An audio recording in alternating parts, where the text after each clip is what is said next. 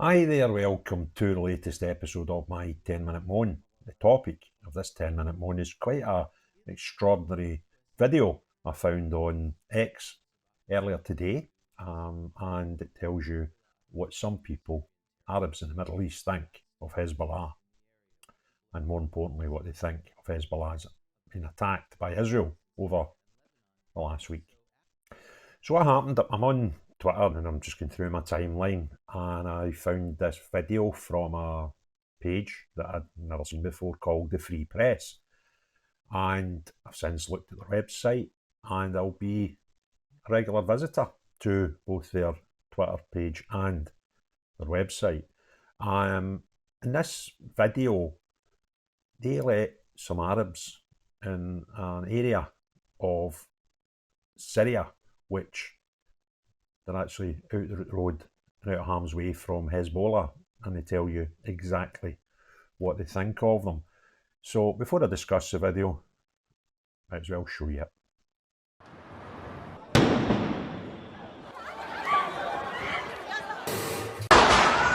والله نحن انبسطنا كثير بهالخبر هذا اللي صار بحزب الله. Idlib in northwest Syria is one of the last strongholds of opposition to the Assad regime and the Hezbollah occupation of Syrian territory. It's one of the last places in the area where people are free to speak their minds about the Hezbollah presence in Syria and Lebanon. So after the explosions in Lebanon this week, we sent a camera crew into Idlib to simply ask ordinary people what they thought about this event.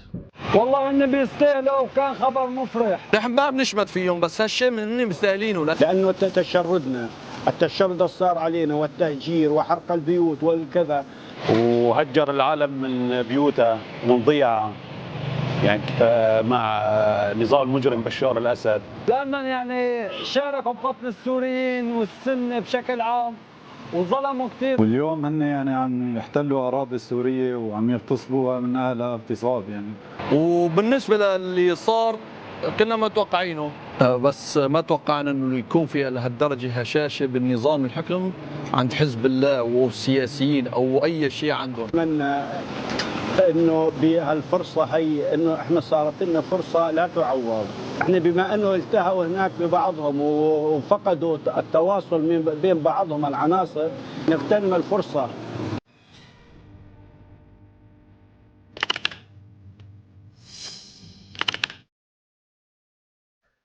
So there you go. Quite different from the response and the comments we've had from a lot of the left, particularly in America and the United Kingdom, but probably shared thoughts from the majority of the left around the world, where it was a terrible thing to happen and how dare Israel attack these poor people of Hezbollah. And excuse me, I don't share those thoughts. I share the thoughts of the Arab people in the video there, that Hezbollah are a terrorist organisation and they're not unique to one area, and people who are living under that regime don't enjoy it. Now, people say that this was an unprovoked attack by Israel and a terrorist attack. I would suggest it's probably one of the most accurate and pinpoint acts of violence I've seen in my whole adult life, because the alternative, what they're doing in Gaza, is basically carpet bombing the place to try and take out Hamas offices and Hamas bunkers, etc. And obviously there's quite a lot of collateral damage when you do that. So to actually devise a cunning plan that put a small explosive device into an electronic device or devices, as it turned out, which are only bought and used by Hezbollah, really pinpoints the attacks. And apparently there was 5,000 devices containing small amounts of explosive.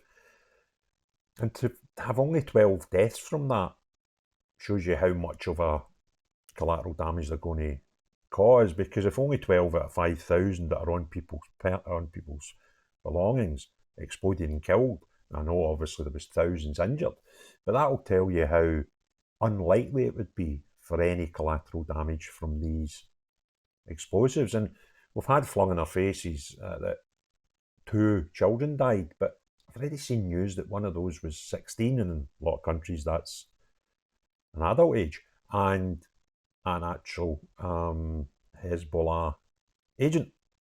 Now, I don't know who the other one was, but I would be very shocked and surprised if anyone was killed with these small explosions that were more than a couple of feet away, if not even closer, and actually die. I think that would be quite ridiculous to think when we consider that only 12 out of 5,000 explosions killed anybody.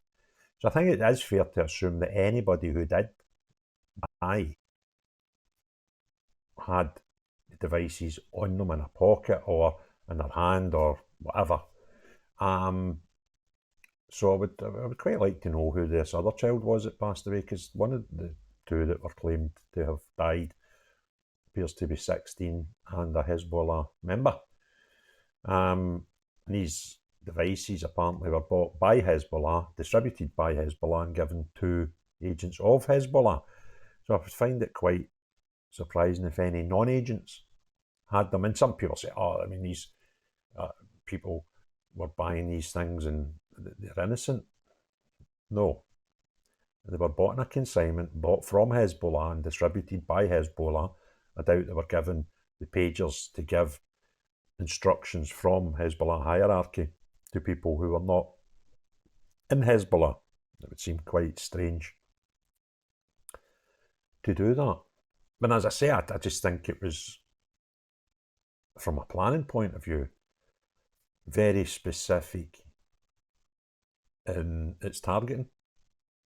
And I couldn't think of a better way of defending yourself. Now, some people are saying that this was in response to rockets, many rockets over the last few months fired from Hezbollah into Israel.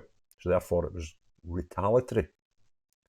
But even if it was a preemptive strike through, potentially some people are suggesting, a planned insurgence into Israel by Hezbollah, similar to what we've seen last year by Hamas from Gaza into Israel. And we can all remember how devastating and horrific that was. And unfortunately, that seems to have been wildly forgotten by a few people when they discuss Israel, Gaza, or the current troubles that are going on there.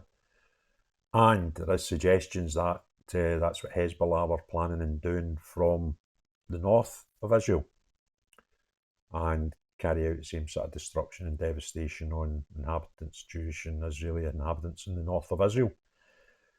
So the actions by Israel seem to be reactory to either preemptive a strike against them, or reactory to allegedly 6,000 rockets or more have been fired onto Israel by Hezbollah from Lebanon over the past few months.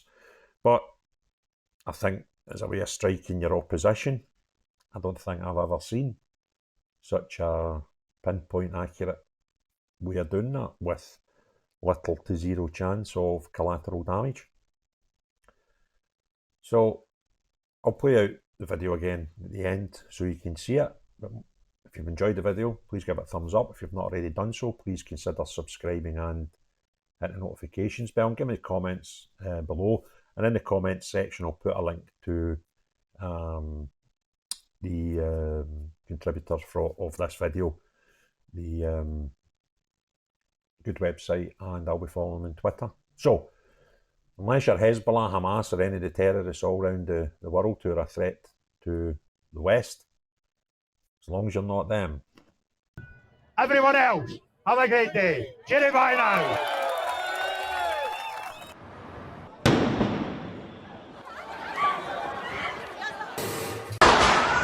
والله نحن انبسطنا كثير بهالخبر هذا اللي صار بحزب الله. Idlib in northwest Syria is one of the last strongholds of opposition to the Assad regime and the Hezbollah occupation of Syrian territory. It's one of the last places in the area where people are free to speak their minds about the Hezbollah presence in Syria and Lebanon. So after the explosions in Lebanon this week, we sent a camera crew into Idlib to simply ask ordinary people what they thought about this event.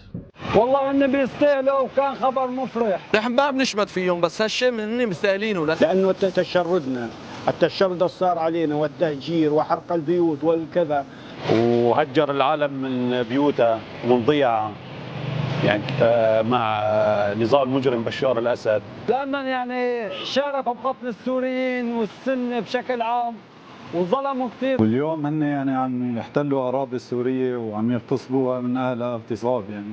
وبالنسبة للي صار كنا متوقعينه بس ما توقعنا انه يكون في لهالدرجه هشاشه بالنظام الحكم عند حزب الله والسياسيين او اي شيء عندهم. اتمنى انه بهالفرصه هي انه احنا صارت لنا فرصه لا تعوض، احنا بما انه التهوا هناك ببعضهم وفقدوا التواصل بين بعضهم العناصر، نغتنم الفرصه